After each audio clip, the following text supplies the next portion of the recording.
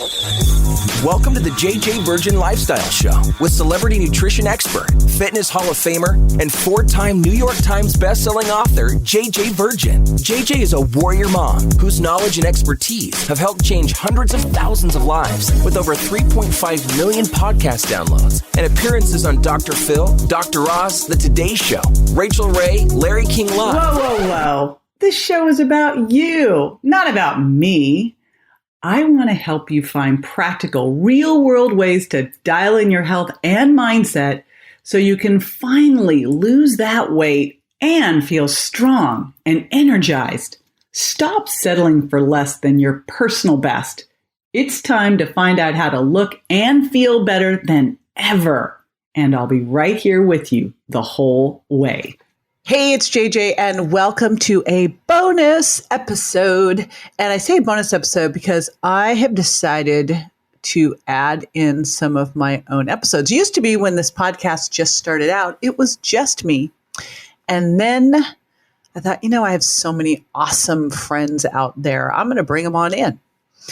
But, I have some things to say, and quite often I'll get on my Facebook or Instagram, bop on there and go and do a rant. And I thought I might as well be doing some downloads over here too. And what I'm going to do, and you'll find these bonus episodes, are the things I get asked about the most that I got something to say about, I'm going to be saying about here. And so today we are going to be talking about something super important. We talk all the time on this show and on my Facebook page and on Instagram about what you should eat. And of course, that is super important. One of the fastest ways to change your health is to change what's at the end of your fork. But equally important, I'm going to say that's pretty crazy, but it's very important. Well, kind of on the fringe of whether it's equal or not, but it's pretty darn close, is when you eat it. So today we're going to talk about a couple things that if you've been around my community, I can get on a rant about. We'll talk snacking. Should you? Shouldn't you? And also, if you want to fast or do intermittent fasting, what's the best way to walk into that? And should you really be eating breakfast? Oh my gosh, the wars continue on that. And when is the absolute worst time to eat? We'll do all of those things. But before we dive into that, I want to do a shout out. And I have been shouting out to people leaving these awesome reviews on the podcast, and I super appreciate it. It helps a ton. People don't know. Not everybody knows who I am, and they go there and they go, who the heck's this gal? And then they see your awesome review, and they go, I'm going to listen in. And that helps me with my big impact, crazy goal of helping 1 billion people get healthy. And that's why I brought my friends in to help share some amazing information, but it's got to be shared. So when you leave a great review, when you subscribe, when you share it with your friends, it helps a ton. So I'm doing shout outs every week for people doing that for us. So this one, and by the way, the whole team reads these too. We love them. So this title is Open Up Your World, 5 stars from Doggy Money from the USA. Love the variety and intelligence JJ's podcasts are done with. I always take away a golden nugget. I always try to put something I learn into my daily life. I share it with my friends and family. Thank you, JJ and team, for how much you enrich my life. And that, Doggy Money, is honestly the point. Makes me ridiculously happy because here's the deal. I think my unique ability in the world is to take stuff that sometimes can get a little bit complicated or, big words, you don't know what the heck to do with it, and take it into simple, actionable, bite-sized pieces. And so the most important thing for me is that when you listen to this, you find something you can take action with, because that's what makes a difference, right? Knowledge is not power unless you put it into action.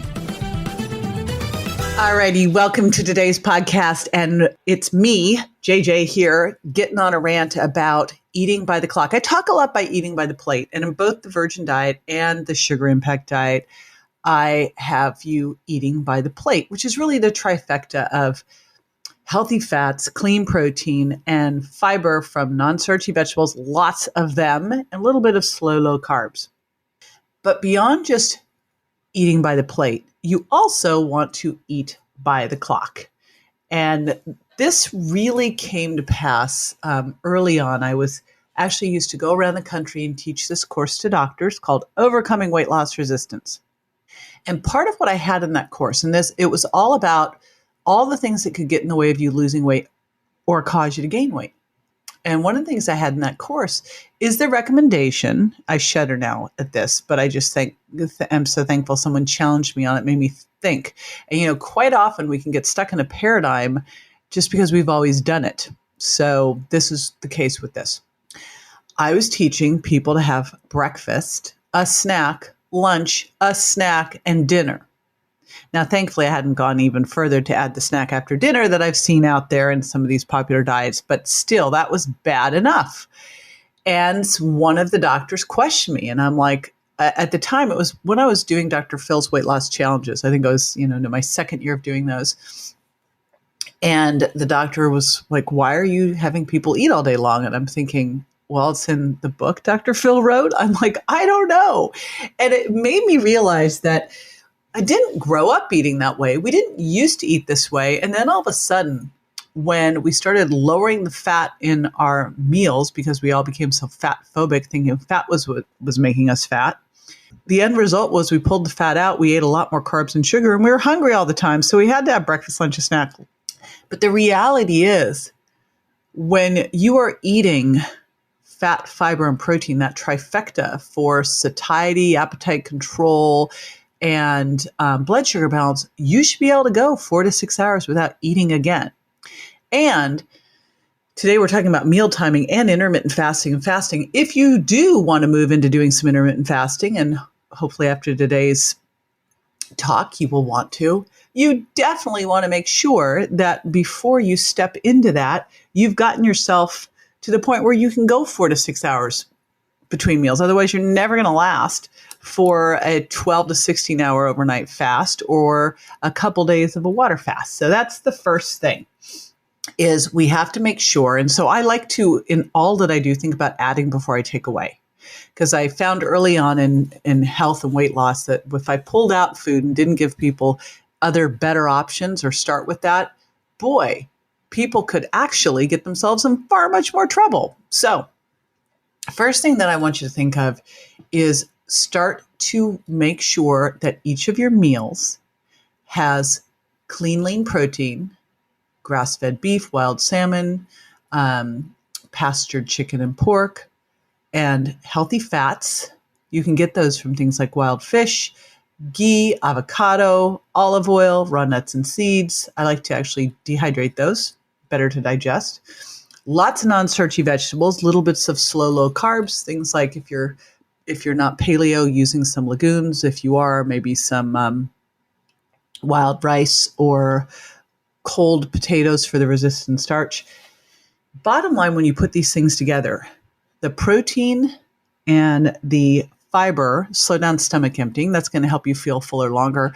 The fat helps release some chemicals to the brain to tell you you're full. The whole result is that you've got better satiety, better appetite control, and your blood sugar is more balanced. So that is step one. Step two, start drinking more fluids in between meals. So I get up in the morning and I have a cup or two of bulletproof beans, and we'll put in the show notes how to get those. Bulletproof beans, I don't actually make it the whole bulletproof way. I just have the beans. And so I do those because they're mycotoxin free. So I get up in the morning and I have that, and I'll have breakfast somewhere between 1 and 2 hours later. And it really has to do with sometimes even 3 hours later, because I usually get up around 6. So sometime between 7:30 and 9, I'll do my morning smoothie. And when I have it, really has to do with like, how am I feeling? How hungry am I? And here's what I would tell you. Drink a bunch of fluid first and wait for it. The first sign of hunger often isn't hunger at all. It's thirst. And we have just this crappy thirst mechanism. So the first sign of hunger, don't do anything. Just drink more fluids. Okay, have a glass of water, have some hot water with lemon. Sometimes I'll do I love these lemon cayenne, stevia sweetened suja lemonades. So fluids. And I will load up on the fluids first thing in the morning. And I also load up on the fluids in between meals. I did a segment on Dr. Oz where we showed you could boost your calorie burning by as much as 300 calories a day just by making sure that you're getting more water. even mild dehydration, 1%, 2% dehydration can raise cortisol and start to shut down fat burning. So really important to get enough fluids in, and especially water, pure spring water, super duper important. But you really want to focus on getting the majority of that in between meals. I say stop drinking about 30 minutes before a meal, start again 30 to 60 minutes after a meal. You don't want to dilute the stomach enzymes. You want digestion to have its own chance, but we want to have a lot of fluids in between meals. And again, because quite often you're not hungry, you're just thirsty. And here's something I want you to think about in terms of hunger. Here's a great one. Ready? Hunger equals younger. One of the things that we know is that when you eat less often, and you go, first of all, when you create some caloric restriction with great nutrition, optimal nutrition, it is anti-aging. It improves longevity. It's the only thing we actually know that improves longevity. And then if you do go those longer periods between meals, especially the 14 to 16 hour overnight intermittent fast, you activate something called autophagy. And that's where your body goes in and starts getting rid of the bad cells, getting them out. Get them out. And it's always better out than in.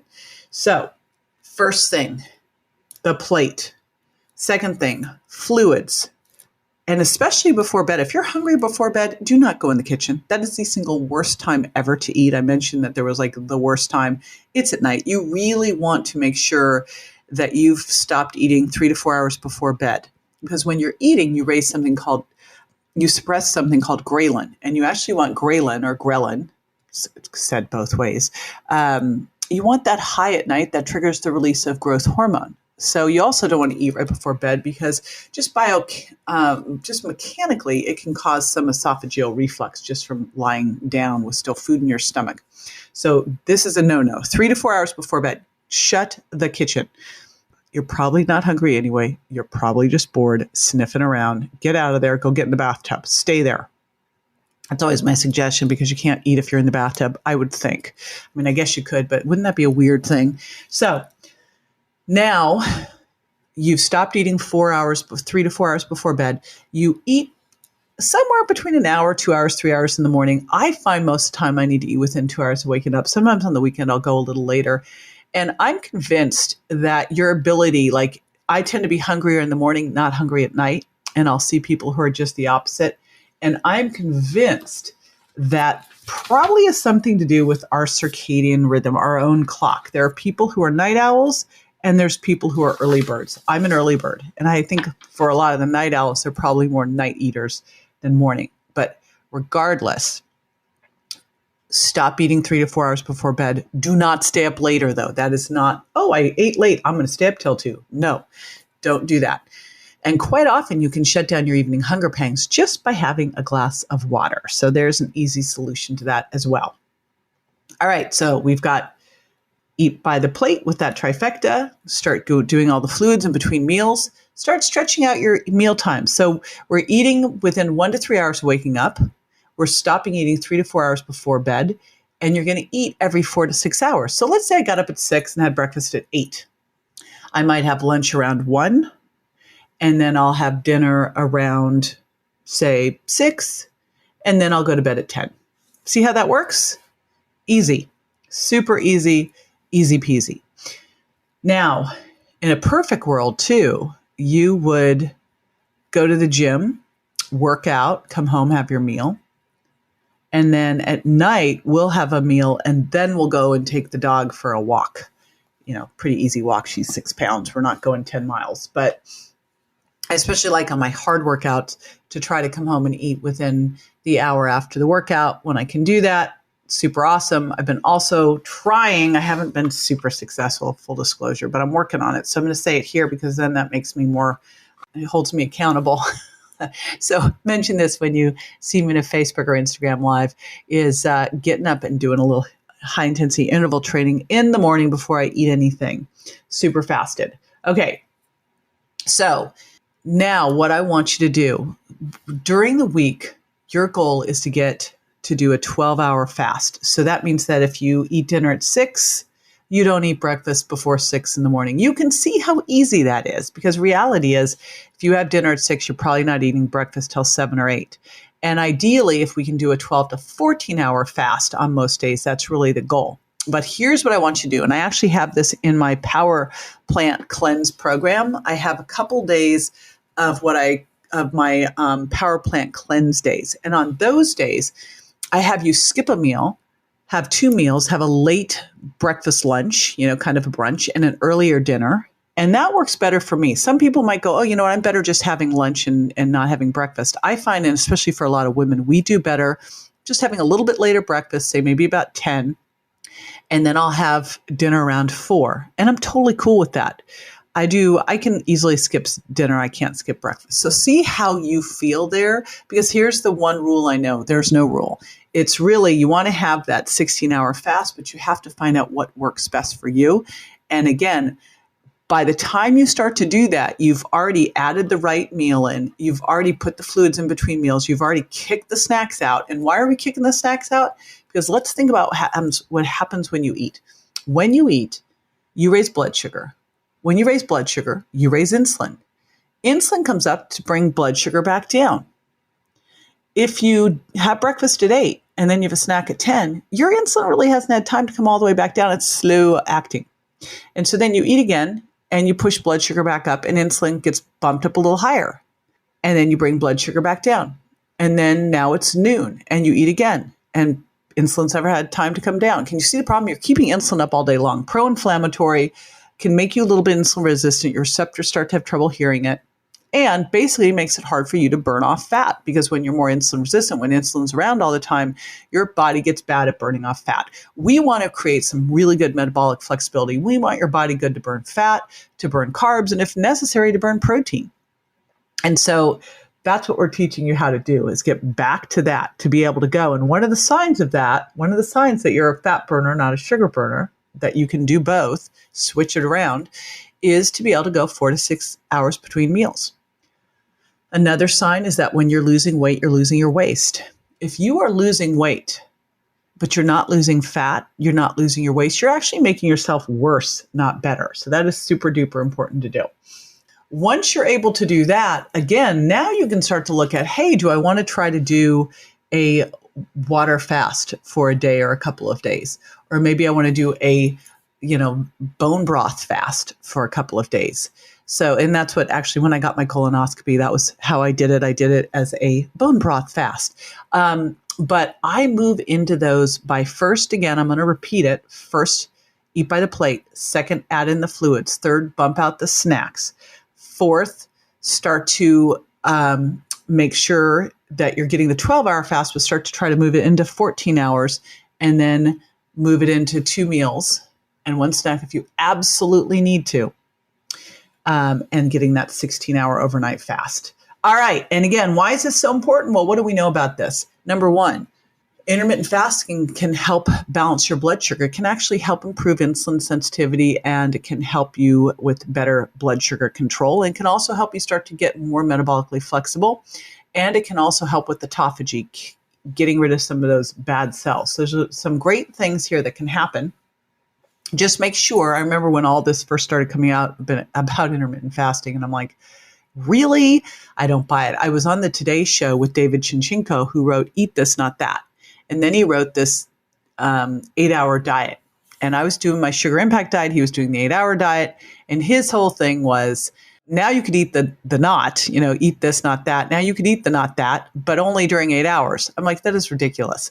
So you can eat this, but make sure you're still eating the healthy stuff within those 8 hours. It's not a license to go pig out and eat the wrong stuff. I mean, you and I both know that's silly. So anyway, that is it. Now, after the break, I'll be answering a listener's question. So stay with me.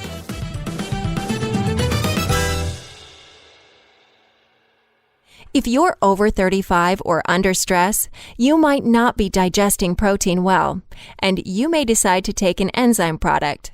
But if you think all enzyme products are basically the same, here's the truth.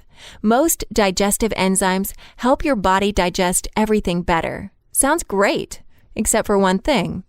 When you speed up carbohydrate digestion, you're actually raising your blood sugar, which is not good. JJ has included a special ingredient in her digestive enzyme that slows and even blocks some carbohydrate digestion while supporting protein digestion. Visit jjvirgin.com/products and give JJ's digestive enzymes a try today. Welcome back. This is the time where I answer a listener's question. If you want to ask me a question, pop on over to Instagram, jj.virgin, or Facebook, JJ Virgin Official, and you can DM me. You can pop into one of my posts or jump on one of my lives. That's the most fun of all. So this one comes from Joni, and she says, I know, you say not to snack, but what if I'm hungry? So here's the deal. This is why I love food journals. They are really the key, because when you're keeping a food journal, let's say that you had breakfast at 8 and all of a sudden at 10, you're starving. Look back and say, did I eat what I was supposed to eat at 8 o'clock, or was there something missing that is the reason that I'm hungry so soon afterwards? Now, it could be too that you're just under a ton of stress. Could be that you didn't sleep well the night before. By the way, one poor night of sleep and you're more insulin resistant, your ghrelin's elevated, so you are hungrier. But you want to put all of this stuff together to figure it out, because remember, you are your own body detective. So the more you know, the better you can do. So that's the first thing, is make sure you're keeping that food journal. Super important. Second thing is sometimes you will be hungry. So I never leave the house without emergency food. And that is honestly why I made my JJ Virgin bars. And I always have a couple with me wherever I am, because you never know. Sometimes I get stuck on planes during weird times and I don't want to eat a whole meal, but I'm hungry. And I know when I get to the hotel, if I don't want to eat late, so I'll just have a bar. So I carry my JJ Virgin bars with me, both my fiber bars and my all-in-one bars. And I will tell you, I tend to do the chewy paleo brownie bar the most because of the collagen and the bone broth protein in there. You could also carry some nuts with you. That's an easy peasy way. You can carry some Vital Choice salmon jerky. I wouldn't open that on a plane, however, because everyone will know you. It's sort of like you just, open some fish on a plane. But that's what I would tell you to do, is keep some stuff with you. But here's the thing. You get hungry. Here's your first thing you do. Sit with it and have some water. Have some water, have some kind of a drink, maybe some coffee, some green tea, and see what that does. Because I find so often we're not really hungry. Okay, and remember, hunger equals younger. So we are going to wait it out a bit and see if you can. No, you're not going to die. All right. So the more you can train your body not freak out because you're a little bit hungry, to reframe that as a good thing, the better. All righty. Thank you so much. Thanks for tuning in today. And remember, if you haven't yet, subscribe, share it with pals, and I would so appreciate it and love to give you a shout out for that review. See you next week. That's all for this episode of the JJ Virgin Lifestyle Show, which marks another step towards a healthier body and mind. Don't forget to rate, review, and subscribe to the show, and we'll talk to you next week.